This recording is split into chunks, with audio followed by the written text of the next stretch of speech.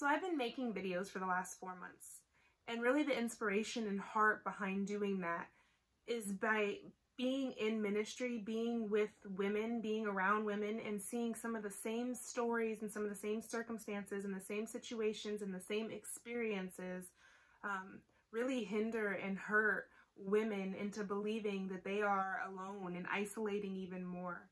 So often when we're hurt, we try to protect ourselves by really just pulling back and putting up a wall. And I see this to be true more than ever with women today, really just protecting themselves because they are afraid of being judged and afraid of being hurt by other women.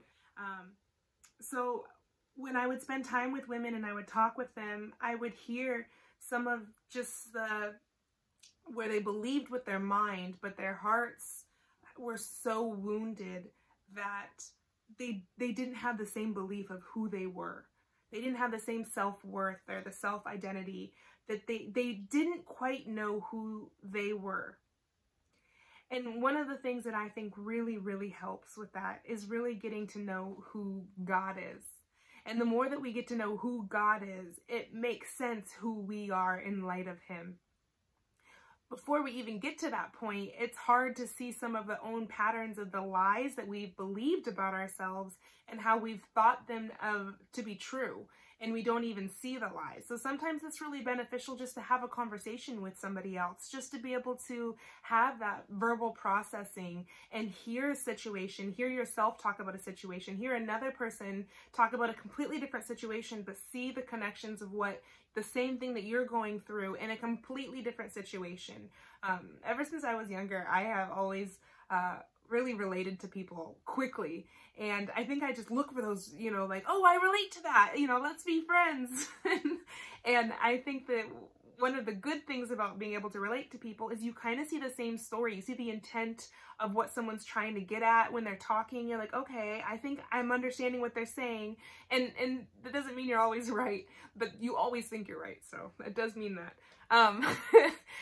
So as I was talking with women, I would start to relate to them and I would see the connections and say, oh my goodness, if more women realize that we're all just going through some of these same exact things, thinking that we're alone, thinking that no one would understand us, that everyone would judge us, if we had a safe place to talk about some of these things and acknowledge some of these things, there would be room for growth and hope. But because we're isolated, we just have this hopeless view of some of our situations or even just ourselves. So many of my friends, I didn't see that they had the hope that they really thought they could change or that their life could change. And as I read scripture, I see it's so the opposite, because through His love, there's this verse that I just love where it talks about this unbelieving wife that could win over her husband, not just by the naggingness of her mouth, of her lips, but through her actions of love. Through loving her husband and showing him love, she could win him over.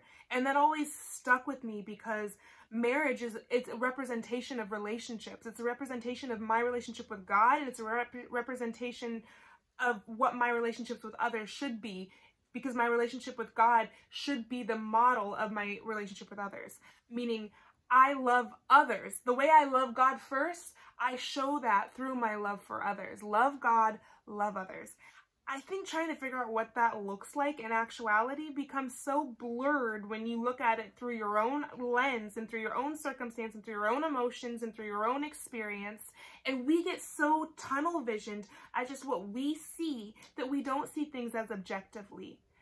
One of the things my husband started doing with me is he'd be like, Ashley, you need to write down what truth is, so that when you're going through a situation or you're going just through a mental spiral where you feel negative or you feel hopeless or you just don't see change in this, that you can look at it and say, okay, this is what helped me get out of this pit last time. I don't have to continue the insanity of going over and over and over into the same situations and the same cycles of just really, it's disbelief. There's like a cognitive dissonance. It's where my mind is saying, okay, I believe this is true, but my actions are saying I don't believe this is true.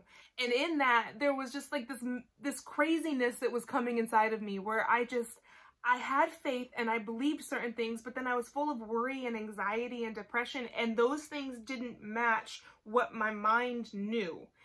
And I struggled, and I didn't think anybody understood what I was going through. But as I started talking to women, I realized, okay, this is a common thing. This is a common thing where we forget truth, and now we've even given truth away for lies. Now we believe lies, and we don't even know which ones are the lies because we've gotten so disconnected. We only see from our perspective because we're not putting ourselves in situations to see from other people's perspectives with the same diligence, because we're trying to protect ourselves from other people. So one of the things that I really hoped to do with making videos was that I just bring vulnerability. I'm able to share my experience, what I'm going through, my lessons, what I'm learning with other people in a way that can really help them out of it. I felt like there wasn't just enough time in the day for me to be able to spend with the women, my friends. All of them are my friends. So with my friends that I wanted to spend with.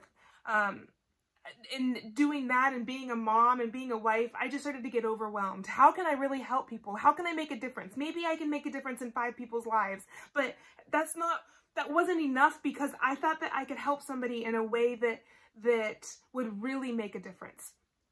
I thought I might be able to help communicate and translate what the life-transforming love is that really changes and transforms and brings hope into these situations and into these circumstances now. It's so hard to be like, okay, I'm reading scripture, now what does that mean now? And I think that God has just given us just this beautiful map. This beautiful map of intentions.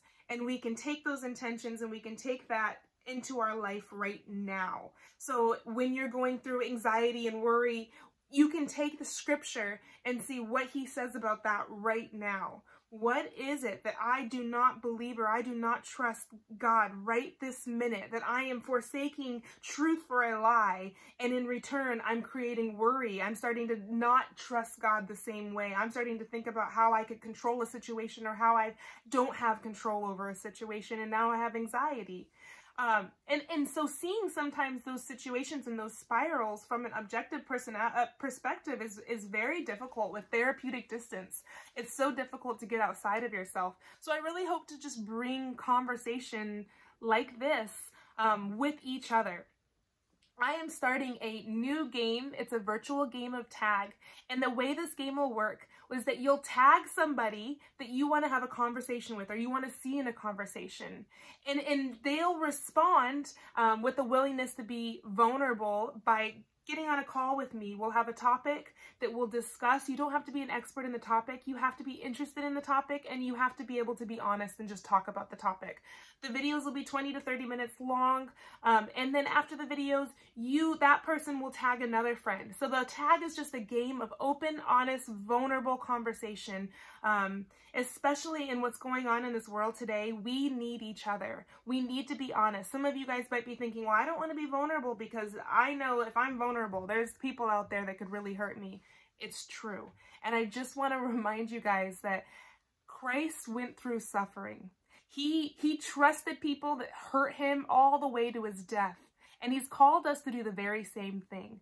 So know that this world, you will be hurt by others. You will put yourself in vulnerable situations where people can take advantage of you, but you don't do that on accident. You do that on purpose. You put yourself in a situation where another person can gain and grow understanding through listening to you, knowing you're going to get hurt on the way. People are going to have their thoughts. They're going to judge you. That's going to happen. But we're not focused on those things because we're focused on him. Because he's called us to something more. He's called us to real relationships. Relationships that model him. Relationships that model love. And in order to do that, we need to get to talking. We need to talk about the real stuff, not just the silly stuff, or not just our opinions on politics or our opinions on this or that. And we can talk about those too. But really, we want to get to the heart of what's shaping those opinions. We want to get to the heart of what's helped you through your depression. What's helped you through your heartache? What's helped you through your suffering? How do you see God? What has really caused you stumbling in your life? How can we avoid that in other people's lives? What is it that keeps you from understanding this further? These are the questions that we want to hear. So come join us in this virtual game of tag where we can have more conversations just like this one, but with each other. If this is something that interests you or that you want to involve someone else in, send it to a friend, email me back or message me back with a thumbs up. If I see a message back with a thumbs up, I will include you with the next steps to joining our game of tag. Thanks for joining.